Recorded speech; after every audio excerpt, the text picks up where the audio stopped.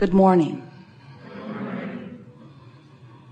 We are extremely pleased that you are here. It is good to come together for the purpose of co-creating. Do you agree?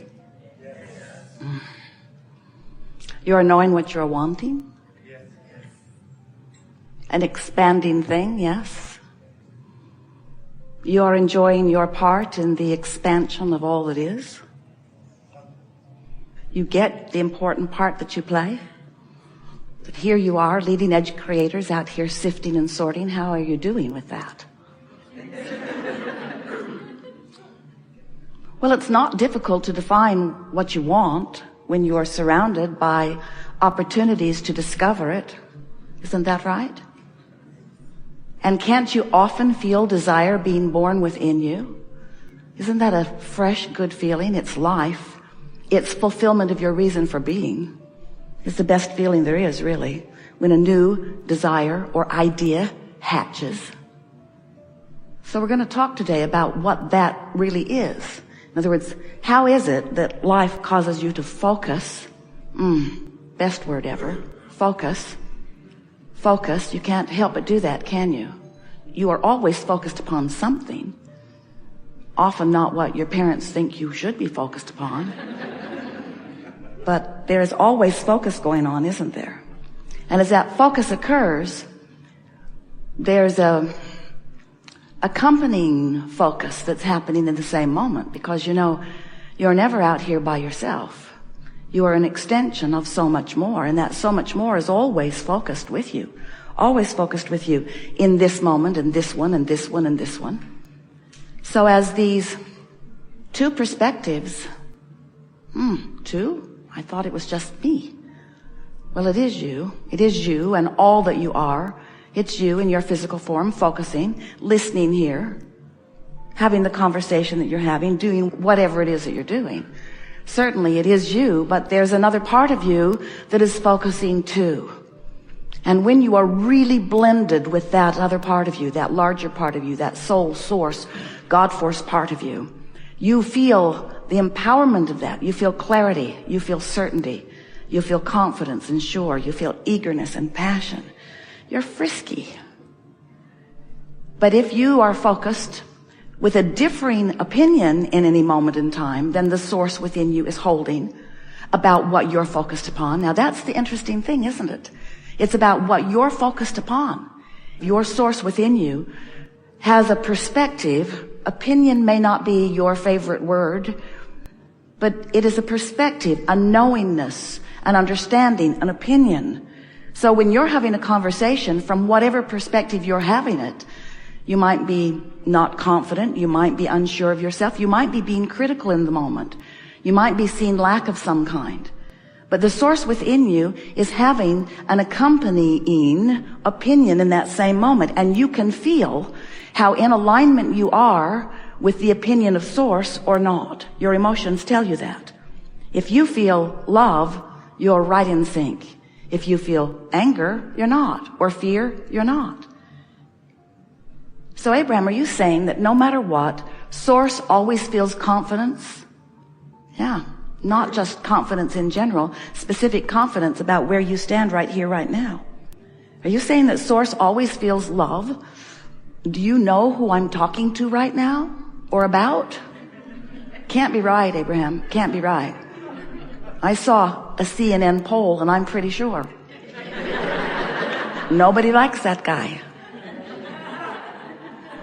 And you're saying that whenever I feel negative emotion, that it always means 100% of the time when I feel negative emotion, that my opinion is in some sort of vibrational variance from that of source? Yes. Don't you want to know that? Well, you want to know that if you want to be in alignment with source. And you might not want to be in alignment with source, because source always loves and you might be mad at that person. Source always knows that in the end it will turn out well. And you might not be in agreement with that. But it is our desire to awaken within you today that confident knowledge that you have an opinion from broader perspective that is really worth paying attention to. Because when you do that, when you sync with it, when you tune to it, you have the leverage of the energy that creates worlds. Now you are the creator that you were born to be. So over time, we have offered different analogies to help you sort of understand all of this, because it's not an easy thing to be such an excellent translator of vibration here in a physical world that feels real. It's tangible. I can feel it and see it and hear it and smell it. I can taste it. I know that it's real. Abraham, what are you talking about vibrations for? This is a reality. I don't need a sensor to tell me about vibration. I can pretty much see what's going on around me. And we say you are much more sensing beings than you give yourself credit. And you are all communicating much more vibrationally than you are verbally. Even here in this room today, that will be the case. You are all vibrational beings. And the source within you is a pure vibration to which you seek alignment. So here's how it works. Before you came into this physical body, you were non-physical energy. And the larger part of you still is non-physical energy. A part of you came into this body and is exploring, knowing what you don't want and therefore knowing what you do want. And every time you have any kind of exposure, whether it's dramatic or slight, to any circumstance that causes you to come to a focused opinion, it happens to you all day, every day, about what you would prefer, even if you don't speak words. You are sending out rockets of desire, rockets of preferences. This would be better. This would be better. This would be better. I would like that more. More. The expanding universe is dependent upon the moreness that you are discovering. It's why you're here. It's why you are here in this leading edge time-space reality, the best that it's ever been, still seeking more. Still looking for a new thought, a new idea, a new combination of things, a new way of going about it, a new, higher, better feeling, more love, more well-being, more exhilaration, more expansion. It's what you're all about. So as life gives you those opportunities to know that, those vibrations emanate from you. You often don't even know that they have, except that while it's happening, you feel higher than you usually do. It's always exhilarating as you launch a vibration. But often you've launched it, but immediately you turn to the absence of what you want. And you begin explaining that you want that more because you've got this less. So without meaning to, you launch a vibration, but you don't keep up to speed with it. But here's the part we really are getting at here. The source within you does get up and keep up to speed with it and maintain the frequency of that which you've asked for. So it's a vibrational touchstone. It's a vibrational guiding light. It's a vibrational reality, a vibrational reality that as you find vibrational equivalency with it, as you get up to speed with it, first you'll feel better and better and better, but you can't get up to speed with it without it then manifesting in your experience. In other words, if you want things and you feel really good about it and you feel consistently really good about it, it's not long at all before it must manifest in your experience. So the way we've been wanting to make this more tangible for you is we've been explaining that each rocket of desire that shoots out of you is held by your inner being in this, what we've been calling a vortex of creation.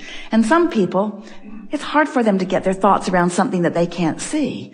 But we want you to begin to feel the reality of this vibrational reality, this vortex of creation. And it is our promise to you that all things that you want are vibrationally there. There is a vibrational reality that precedes every manifested reality.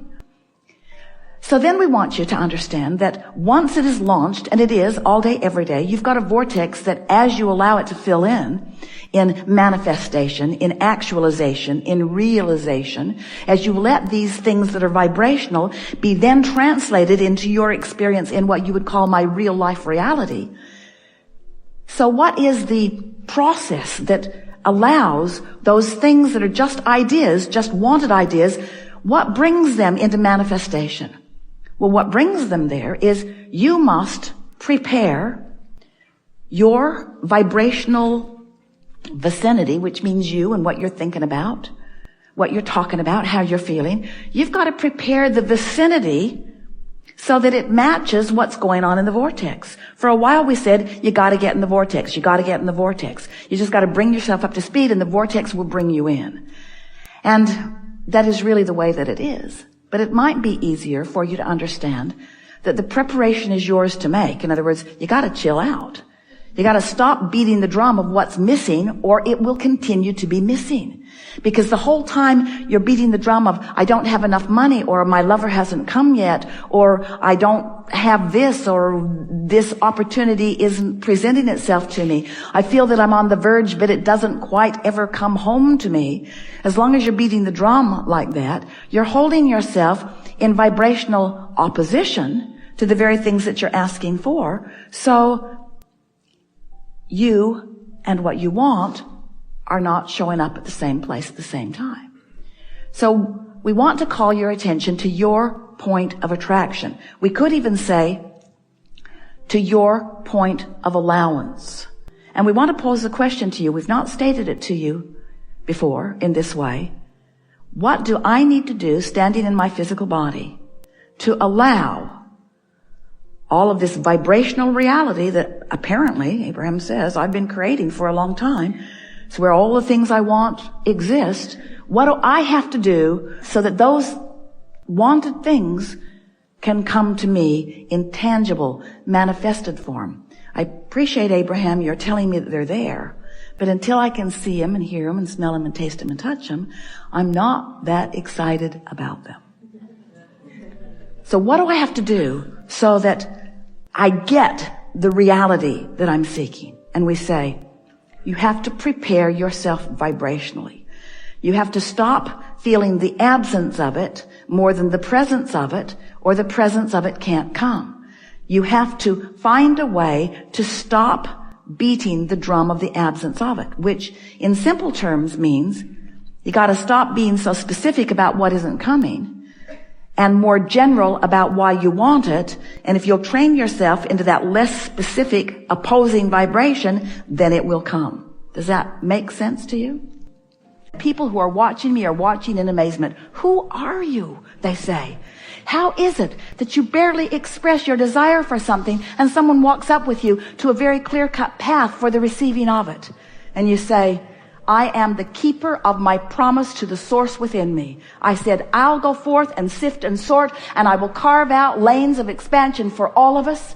And the source within me said, and I will follow the track of your desire, and I will hold to the frequency of that, and I will send a signal that is so bright about that that you can't miss it.